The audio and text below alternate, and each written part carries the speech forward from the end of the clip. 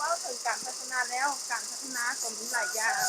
ไม่ว่าจะเป็นการพัฒนาประเทศการพัฒนาครอบครัวหรือการพัฒนาเส้นทางก็ตามการพัฒนาเส้นทางในเขตทางไกลสองหลีกนี้มีทั้งจุดดีและจุดเสียเคียงคู่กันมาจุดดีพวกเขาหลายคนก็อาจจะฮู้อยู่แล้วไม่ว่าจะเป็นการค้าขายก็จะสะดวกยิ่งขึ้นการที่คนในบ้านออกไปหาในเมืองหรือคนทางในเมืองเข้ามาก็สะดวกสบายยิ่งขึ้นซึ่งเมื่อเฮาเว้าถึงจุดเสียแล้วหลายคนอาจจะคิดบ่ถึงหรือเฮายังบ่ทันได้ฮู้ละเอียดเทื่อคือจุดเสียหลักๆที่เฮาเห็นเนาะก็อาจจะแม่นเว้าเรื่องการค้ามนุษย์คือคนภายนอกผู้ที่บ่หวังดีหวังอยากได้ผลประโยชน์ตัวยั่วหลอกลวงคนทางในบ้านอยู่ในเขตทางไกลซอกลีกบอนที่มีขีดจำกัดทางด้านภาษาการได้รับข้อมูลข่าวสารจะเฮ็ดให้ถูกตัวยั่วและถูกซื้อด้วยความไว้เนื้อเชื่อใจได้ง่ายขึ้นซึ่งในวิดีโอต่อไปนี้ที่พวกเรากำลังจะเว้าถึงแม่นจะเว้าถึงการค้ามนุษย์หรือเว้าถึงการที่ชาวบ้านในบ้านโพเมืองหนองแฮดแขวงเชียงขวางเพิ่นได้ประสบพบพ่อนั้นก็แม่นการไปเฮ็ดเวียกอยู่เขตต่างถิ่นก็คือประเทศไทยและเนื้อในของพวกเราจะกล่าวถึงว่าย้อนเหตุใดเพิ่นจึงไปเฮ็ดเวียกอยู่ในประเทศดังกล่าวและย้อนเหตุใดเพิ่นจึงกลับคืนมาและย้อนหยังจึงมีการค้ามนุษย์แนวนี้พวกเราจะมาเบิ่งนำกันประชาชนบ้านเฮานี่ยังไปจ้างฮักซดีอยู่เมืองคำพุ่นหักไปหักมาก็เลยมีคนทางนั้นมาไปตัดอ้อยว่าได้เงินหลายว่าซั่นตัดอ้อยอยู่ไทยจังหวัดลพบุรีอันหนองม่วงหั่นว่าซั่นเขาแจ้งเขาแล้วก็เขาลองไปเบิ่งว่าซั่นได้เทวะเงินหั่นน่ะได้ผู้อันเสียงอยู่พุ่นก็โทรหามาได้เจ้าเฮ็ดหลายก็ได้หลายเจ้าเฮ็ดน้อยก็ได้น้อยว่าซั่นมีจริงเด้ว่าเรื่องเงินค่ารถค่าล่างเด้เฮ็ดจังได๋เรื่องเงินค่ารถค่าล่างนี่บ่ยานเขาจะเฟกมาพุ่นเจ้าบ่เกี่ยวเลยเรื่องเงินค่ารถค่าล่างค่าเรืออิหยังต่างๆทั้งหมดว่าซั่นน่ะพากันกินเอาก็แบ่งเวียกให้เจ้าจะไปเฮ็ดเวียกหยังตัดอ้อยบ่เจ้าเด้จุดไว้บ่เจ้าได้ไปอยู่รถตัดบ่เอาแต่มักผู้ใดมักอันใดก็เฮ็ดอันนั้นบัดนี้เฮาออกให้งานนี่บัดเขาตัดใส่นี่เฮาเฮ็ดอยู่3เดือนกว่านี่เฮาบ่ได้เงินหดเท่าใดยังบ่ได้เงินหดแสนพุ่นบางคนนี่นะ3เดือนกว่านะยังบ่ได้เงินหดแสนเขายังตัดหมดอันใดก็ตัดอันใดก็ตัดอันใดก็ตัดบัดเฮาจะเว้าแฮงดูพุ่นเขามีเฒ่าแก่เขามีเจ้านายนูก็บ่แพ้เขาสิเว้าจังได๋ก็บ่ได้เขาเว้าบัดเดียวเขาก็โอนไปแล้วเวลาเขาจะกลับเขาปิดหีบแล้วเขาบ่ให้กลับนะเขาอยู่โตเรื่อยๆไปนะเจ้าให้อยู่ก็บ่อยู่ไล่ก็บ่ได้เงินไล่อยู่ไล่แห้งเจ้าบังคับไปไล่อยู่พี่ก็บ่ได้หยังอันนี้แบบบังคับบ่แม่นว่าแบบหาเงินหาคำอันนี้แบบบังคับ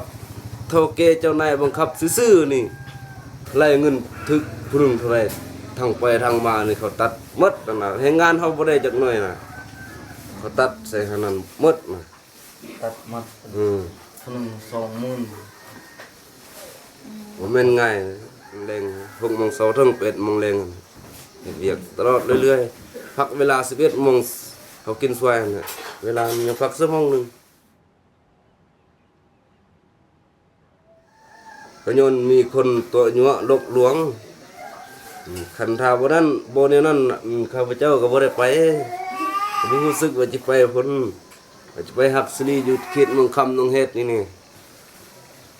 คันได้ดีจังซั่นก็ลองไปเด้จังฮู้เขาบ่พากันไปซะนะแต่ว่าเฮาก็อยู่บ่ได้ซึ่งคือว่าหั่นอยู่ก็บ่มีประโยชน์อันหยังเขาตัดให้งานเฮาน่ะเฮาก็เที่ยงเว้าไปจังซั่นหมดก็เขาจังได้ให้เงินเฮา2,000 บาทหั่นน่ะคันได้ไป3 เดือนหั่นเขาว่าเดือน1.5 ล้านแต่ว่าบ่ได้ตามเขาว่าหั่นได้ตัวจริงนะบ่ได้ตัวจริงหั่นน่ะ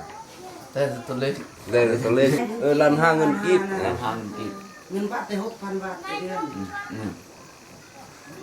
แล้วสุดท้ายบ่ได้ซ้ำบ่ได้ เดือนหนึ่งพันหนึ่งเขาว่าเดือนหนึ่ง6,000เขาได้เดือนละพันเขาผู้2,000ก็มี3,000ก็มี6,000ก็มี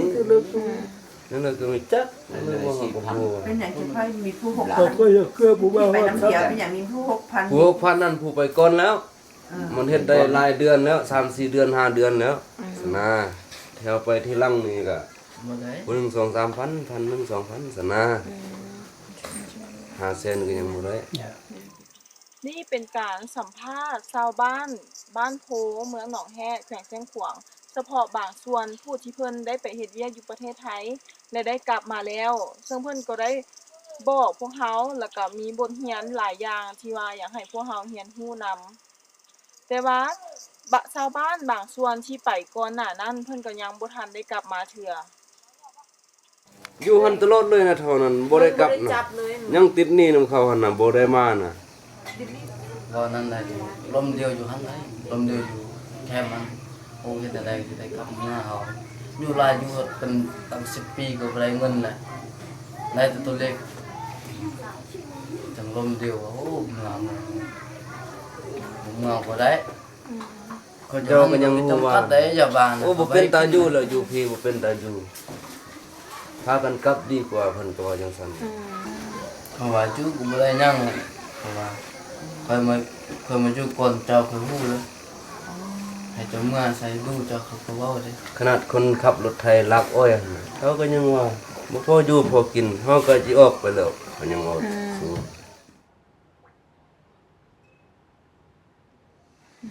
น้องนี่ก็ถึกไปอยู่แล้วตัดอ้อยมันมีลูกเลยลูกมันยังอ่อนอยู่น้องน้อยอยู่ลูก3 คนเอาไปหมดเลยยังน้อยอยู่ตัดอ้อยก็ได้มื้อนึง350 บาทคันบ่มีลูกได้อยู่มื้อละก็ตัดอ้อยเขาจุดนั่นแหละเขาจุดอยู่ใส่ไปจุดเป็นคนเจ็บเป็นในลูกก็เจ็บ2 บาทไปโรงพยาบาลเงินเหลือเท่าไหร่หมดนำไปโรงพยาบาลแหละ แต่ว่าแบบอันคือเพิ่นว่าไปสบายอยู่สบายเวลาเฮาไปแท้ได้เป็นอันนั้นแท้บ่ ก็บ่เป็นอย่างนั้นแหละเฮ็ดคือเก่านั่นแหละบ่ค่อยเฮ็ดก็เจอตะเกียท่านั่นแหละไปแล้วก็ได้เฮ็ดบ่เป็นอันนั้นแหละบ่คืออยู่เฮานี่เมื่อยแท้มันฮ้อนแฮงเด็กน้อยก็อยู่บ่ได้เขาบ่เคยนี่อะไรมากเงินเรือเท่าใดเป็นไปโรงหมอไปดูมันก็เป็นเจ็บได้ไปโรงหมอหมดมื้อไปแต่เฮาบ่เดียวนี่ก็ได้ลูกไปนั่นเฮาได้แหละไปเก็บกับเขาไปเอาเขาแก้ให้เขาแก้ให้10,000กับ 2,000มาฮอดนี้มาฮอดบ้านนี่พอดีเรือเก่าเสร็จ ได้เป็นเติม เขาให้เงินผู้ละพันค่ารถแต่เข้มคงไปหาบอนข่อยอยู่หั่นแต่เข้มคงมาฮอดนี่เงินเฮาออกเขาก็ดีกว่าบ้านละว่า ค่าเรือฝากไทยหัน200ฝากลาว200เป็น400หันเป็นแสนกี่บ่ขึ้นแล้วจะส่วนนะฮู้ว่าเขาจะไปนี่ก็ตัดทางบ่ให้ไปแล้วบ่ให้ถึกไอ้น้องบ่ให้ถึกพี่น้องกันไปพุ่นน่ะฟ้าแดดบ่แม่นง่ายตะเว้นแล้วมันต่ำสุดขนาดเลยบ่มีวันสิรับตะเว้นหั่นน่ะไปเรื่อยๆตะเว้นหัน 7-8 โมงคนจังรับแม่นไงเดินเพียงยาวแล้วบ่อยู่พุ่นสิมีแนวคิดสิพาให้ผู้อื่นไปต่อนี่จ้าบ่มีปัญหาหยังเลยบ่มีแนวคิดบ่มี มีนะ การเมืองที่ศึกษาบ่ฮู้มันเข้าไปอันนี้มีแต่ตัดบ่ให้ไปตัดบ่ให้ไปบ่ให้ไปเลยเพราะว่ายุ่งยากทุกข์ยากลำบากสุดขนาดก่อนจะไปก่อนจะมาหั่นน่ะอยู่บ้านอยู่ซองเฮานี่ดีก่อนหมู่สิไปพุ่นมันยอมเลยคือไปบ่มีทางเลยบ่มีอันนี้อันนั้นสิศึกษาบ่ฮู้มันจะไปสิได้เงินเท่านี้เท่านั้นบ่เอาบ่ว่าแหละมีแต่ว่าเด็ดขาดคอขาด3 วันก็บ่ต้องไปเว้าอย่างเดียวจังซั่นแหละคันจะไปเพื่อไปเลย ก็เลยนับบักอยู่หันปนเลยพร้อมบักมันได้บุญมาอยู่บ้าน กลับแต่พุ่นมาพี่เลยได้บุญแล้วบ่ให้ไปแล้ว ก็เลยนับบ้านไปอยู่หันมาฮอดแล้วได้บุญหลายหมดแล้วพร้อมบัก เขาฮู้สั้นๆแล้วก็ มาพาเจ้ากลับบ้าน ไปอยู่นำเขาก็บ่ได้เงินบ่ได้หยังดอกพ่อแม่ก็ตกลงว่าให้กลับมาเมียบอกลูกเมียบอกว่านั้นบัดเลยมันบ่ได้เงินก็สิอยู่หยังสิมีผู้ใหม่หยังพาเดี๋ยวกลับมาซั่นตัว เอาก็ยิงแม่นให้งานเฮามันอ่อนเฮามันนี่ไปแล้วใส่นักคือเก่าก็ใส่แล้วเอาไปปลูกอ้อยกับเบรกอ้อยกับเขาแหละรถมาเข้าลงอ้อยกับเบรกสะอ้อยเรือมันก็เบรกออกลงอ้อยหันก็วันไปแล้วมันจะไปเมื่อนี่เลยวันไปแล้วเป็นไปแล้วเป็นไปได้ลงไปแล้วอยู่ตรงนี้ดีก่อนไปแล้วตรงนี้เขาหาเขาใส่เองเอาแต่ใจเขาเนาะเขาไปก็ได้เขาอยู่ก็ได้บัดนี้มันอยู่นำเขามันลำบากเองเขาบ่เป็นใครเป็นนาวแล้วเขาบ่ให้หยุดบ่ให้พักแล้วเขาใจน้ำแข็งหันผู้เลก้อนน้ำแข็งหันคันผู้ใดหยุดแล้วบ่ไปรายงานเขาตัดผู้เล20 บาทมื้อนึงมื้อนึง นั่นแหละมันเฮาทางบ้านนี่ก็เป็นห่วงเป็นใยที่สุดคือข้าพเจ้านี่ก็ได้สละเวลาเนาะขึ้นไปหาห้องการปกครองเมืองหั่นไปเว้ากับการจะตั้งอยู่ขันเมืองมันคือเป็นห่วงเป็นใยคือจูอันขันเมืองขันแขวงนี่ขันรัฐบาลนี่ไปเว้าจูนี่คือถอนขึ้นมานะอำนาจการปกครองไทยเฮานี่ก็เอิ้นกระเจ้ามาเนาะเอิ้นกระเจ้ามานี่ก็แม่นปรึกษาหารือวิธีหาแก้ไขเขาก็ช่วยเก็บเงินผู้เล็กอย่างน้อยมันเฮินครับเจ้านี่ยังไปเว้าอยู่เมืองนี่ค่ารถค่าลังคนอย่างนี้ก็เขาจะไปจำเป็นมันก็ได้เงินน้อย1 เซน1 2 เซนก็ไปเว้าอยู่เมืองหั่นเจ้าก็เป็นห่วงเป็นใยหาลูกหาผัวซั่นซะเพราะว่าไปอยู่หั่นมันก็ทุกข์ยากนะเขาก็โทรมาหาครอบครัวนี้เนาะเขาก็ว่าโอ้มาทุกข์ยากทำบินนี่มันเขาถึกลวกลวงนี่โฆษณาว่าแม่นสิมีจิหังจะได้ดีบัดสุดท้ายนี่มันมาทุกอย่างมาใส่โทษพอหลังจากกลับคืนแล้วเอ็นเลิศจากคือทาง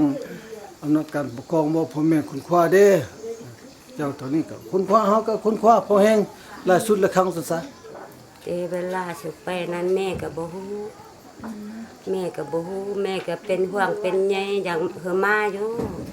บ่ฮู้แม่นเลิกจบไปมีอันเสียงนั้นมาโกะมาโอยว่าเดือนหนึง5 ล้าน6 ล้านเขาก็ละไปมันก็บ่ฮู้นำมาไปอยู่บ้านลูกนั้นไปช่วยเขาฮักซิลี ของมันมาฮอดเท่านี้แล้วก็บางคนก็บ่มีเงินมีคำเรือมาจักกีบบางคนก็เรือน้อยเดียวนึงผู้จำกัดแท้ก็ยังเรือไล่มาซื้อเงินลาวนี่ก็เป็น7-8 แสนนี่แหละสูงสุดนะไกนั้นก็บ่มีอันนี้ก็นะว่าเนาะว่าจำนวนที่ไปนี่ก็ถือว่าถึกทุกอย่างถึกหลอกลวงเข้าไปแล้วจำนวนที่จะไปเมื่อนี้ก็มันตัดห้ามก็บ่ให้ไปอย่างเด็ดขาดเขาก็มีแผนว่าตัดถ้าผู้เลือกไปแล้วมันก็บ่ขึ้นบัญชีกับบ้านนี้ถ้าผู้เลือกจะไปแท้นี่ก็ต้องมีบัตรสปอร์บัตรจำตัวกันเนี่ยไปตามทางการขึ้นไปตามทางการนี่คือมันว่าตัวอย่างว่าเขาโฆษณาว่าเดือนหนึง3 ล้านก็แม่นเดือนหนึง3 ล้านแท้เนาะตามทางการเนี่ยคันไปตามทางการนี่เราไปคันบ่ไปทำทางการไปแบบนี้มันบ่ไปเด็ดขาด นี่เป็นเพียงบางส่วนเท่านั้นที่พวกเขานำเสนอข้อเสียของการไปเฮ็ดเวียกอยู่เขตต่างแดนหรือต่างถิ่นแนวใดก็ตามการไปเฮ็ดเวียกอยู่เขตต่างแดนหรือต่างถิ่นนั้นก็บ่ได้มีเฉพาะแต่ข้อเสียเสมอไปมีข้อดีหลายอย่างเช่นเดียวกันแต่ว่าพวกเขาก็ต้องได้คำนึงถึงในสิ่งที่นายบ้านอ่อนจันทร์เพิ่นได้เว้าว่า